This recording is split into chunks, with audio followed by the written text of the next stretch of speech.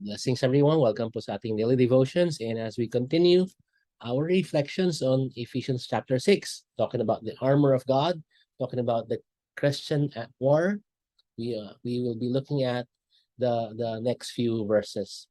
Dapat nating maunawaan mga kapatid that when we were saved by God's grace, we were transferred from darkness into light, from death unto life, from the dominion of the enemy to the kingdom of God. So therefore, we no longer are part of the kingdom of the enemy, right? We are now children, sons and daughters of the God Most High. And so, dahil doon, tayo ay naging kaaway na ng demonyo.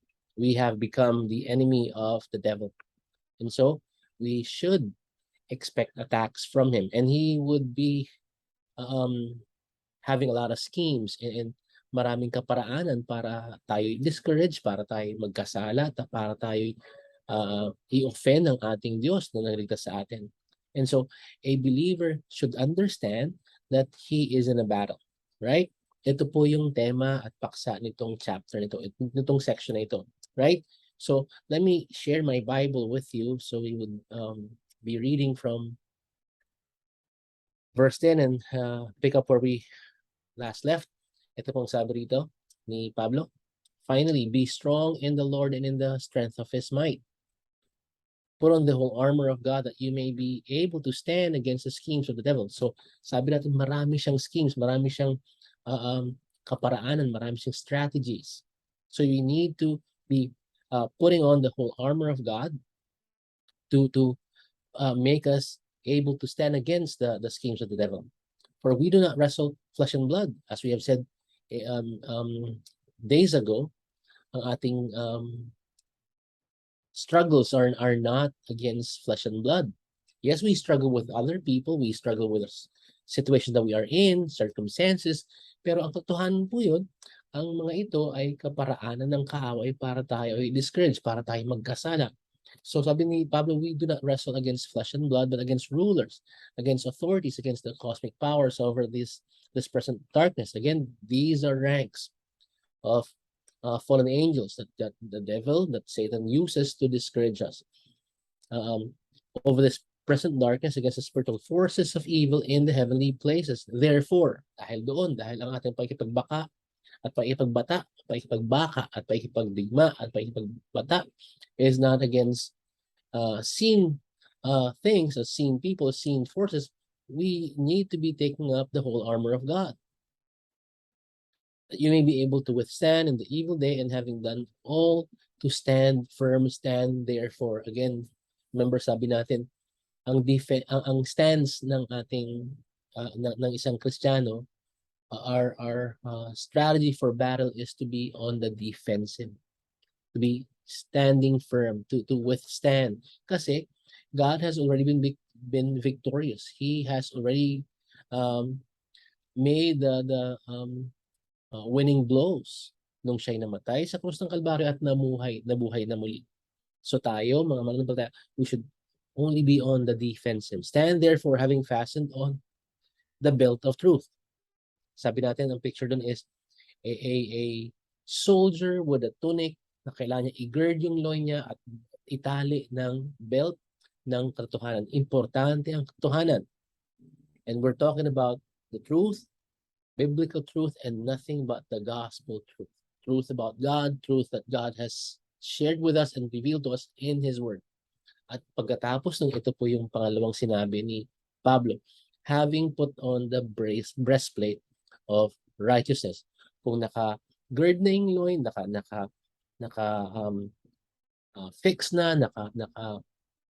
establish na yung ating belt, at ang belt na ito ay belt of truth, we then should be putting on the breastplate of righteousness. Ano ba yung breastplate? So let me share with you, let me stop sharing the Bible and share with you what I downloaded, a picture of a breastplate. Ito po yung tsura ng breastplate. Usually po siya ay may leather sa ilalim at makapal na balat ng hayop yun. at ilang patong nun, and then we would see metal sheets over them. It's an armor para saan? Para proteksyonan ang puso. Proteksyonan ang puso so when you are given a blow, hindi maapektuhan ang iyong puso. That is what we see here. At sabi ni Pablo, he likened righteousness into breastplate. Having put on the breastplate of righteousness. Ano pinapatungkulan ni Pablo rito? What kind of righteousness are we talking about here? And I think we can take this two ways. It's talking about positional righteousness, meaning yung katayuan mo sa harapan ng Diyos. Again, we need to understand our own righteousness are about filthy rags. Sabing ganun ng Panginoon Diyos sa harapan niya. And so this is not talking about self-righteousness. Kasi ang self-righteousness is not righteousness in itself, but sin. So it's talking about the imputed righteousness of God to a believer, to a genuine follower of God, to one who is in the Lord, who gets his strength in the Lord, right? Who is dependent on God's strength. So therefore, itong breastplate of righteousness is the righteousness of God Himself. Pero wag nating isipin na ang possessional righteousness natin, ang justification natin is divorced, ay hiwalay sa ating practical righteousness. Meaning, yung ating holy living. Ito ang kalasag, ito ang panangga natin sa ating sa blows ng kaaway para sa ating puso.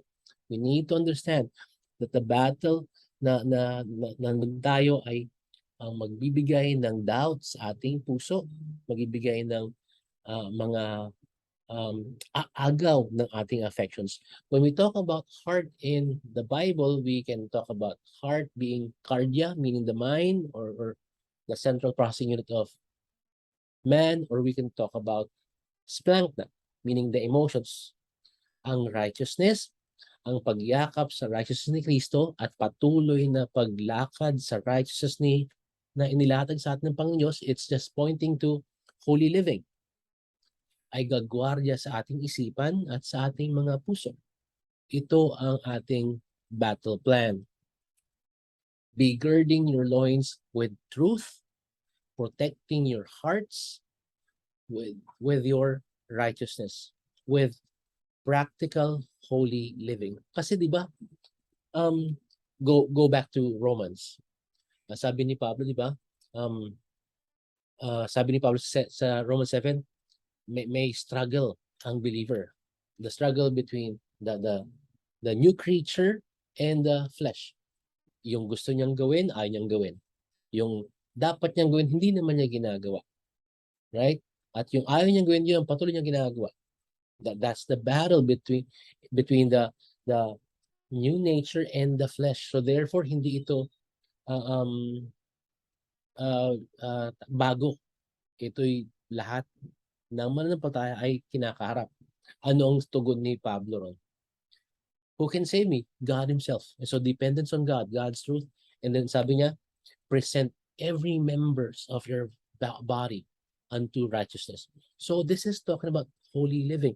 Kung alam natin katotohanan at lagi tayo nakasaturate sa katotohanan, para siyang belt na firmly nakasukbit sa ating mga bewang upang hindi tayo mapahamak, di ba? Kung naka-loose lang yung laylayan ng tunic, mga tayong madapa. Pero kung naka-gird yung loin with truth at naka-angkla o nakasuot ang ating breastplate na practical righteousness, dependent and based on the truth, hindi tayo madaling mapahamak.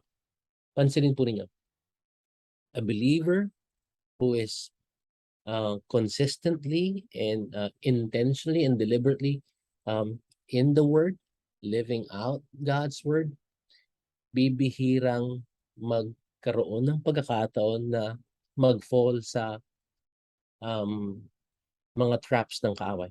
Kasi bakit? Ginagwardyahan ng paglakad mo, ginagwardyahan ng pamumuhay mo na nasa katwiran, ito'y dahil sa niyakap mo ang katwiran ni Kristo, binalutan ka ng katwiran ni Kristo, and because you're a new creature, you would continue on living for God, holy living, practical righteousness, then you would be protected. Your mind and your emotions. Sa lahat ng plano ng kaaway, agawin ito, ang joy, ang comfort, ang security from you. Ito po ang sinasabi ng talatang ito. Stand therefore, having fastened on the belt of truth, having put on the breastplate of righteousness. Ang panalangin ko po ay tayo po ay laging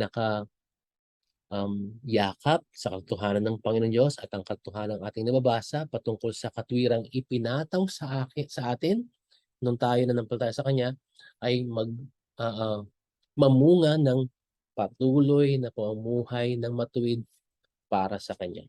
Upang sa ganun po, we would be protected from the schemes of the enemy because we are in a battle and we are the enemy's targets. Right? Ang pag-aaralan next week bukas is verse 15, right? But for now, I pray that this was clear. Pasensya na po kayo kung I was struggling speaking kasi na distract ako, may maingay sa labas. Anyway, so I hope it was clear, and yeah, I'll see you tomorrow. Nawa ang Panginoong Diyos ay matunghayan tayong lahat.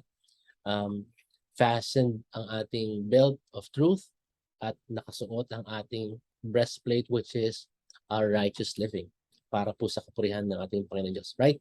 Nalangin tayo. Lord, we thank you again for your truth. We pray that you continue to help us be able to stand firm and withstand the schemes of the devil. That you would live righteous lives para po sa iyong kapurihan, upang sa ganon ay hindi kami pwedeng maloko, maagaw man, or ma-rattle, Panginoon Diyos, ng kaaway. And so we entrust to you the whole day. We pray that you would help us live holy lives for your glory's sake. Maraming salamat muli sa araw na ito, and bring us back tomorrow for our continuous reflection on this beautiful section of Scripture. Maraming salamat sa pangalan ng Jesus. Amen. Well, thanks for joining me. I'll see you all tomorrow. God bless you po. Ingat kayo.